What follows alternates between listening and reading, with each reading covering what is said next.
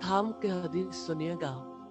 सईदना इब्न मसूद रजी अल्लाह ताला अन्हु फरमाते हैं, आखिरी जमाने में शाम की तरफ से एक सुर्ख हवा चलेगी जिससे कुरान में और दिलों में कुरान की एक आयत भी ना रहेगी, और मसाहिफ से और दिलों से कुरान उठा लिया जाएगा।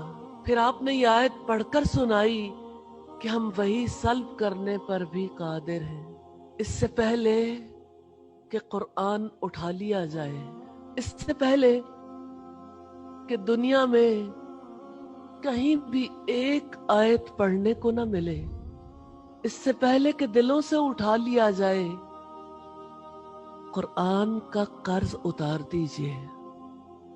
ये कुरान फर्ज है, इसका हम पर कर्ज है। इसका पढ़ना, इसका पढ़ाना, इस पर अमल करना, इसका पहुंचा देना। आज जिस सूरत हाल का हम शिकार हैं, एक पैगाम सब तक पहुंचा दे। कुरान को थाम ले। मुश्किल वक्त है, बचाने वाली जात अल्लाह ताला की है, और कुरान शिफा है।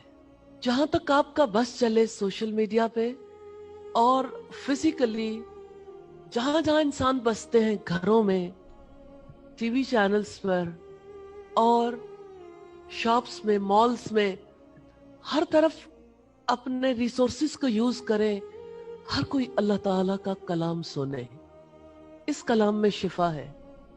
कलाम सुनना नफा देगा, कलाम का तिलावत करना नफा देगा, कुरान का याद करना नफा देगा। इन दिनों में, इस वक्त में लोगों के दिल में कुरान की मोहब्बत जगा सकते हैं। अल्लाह ताला जब कभी मुश्किल हालात लेकर आते हैं तो लोगों के शऊर को, लोगों के दिलों को झंझोड़ते हैं, फिर वो कबूल करने पर तैयार हो सकते हैं। आप पर कर्ज है, हम सब पर फर्ज है। ये कर्ज चुकाना है, कुरान पहुंचाना है। ये फर्ज अदा करना है, कुरान को सुनाना है, इंशाअल्लाह ताला।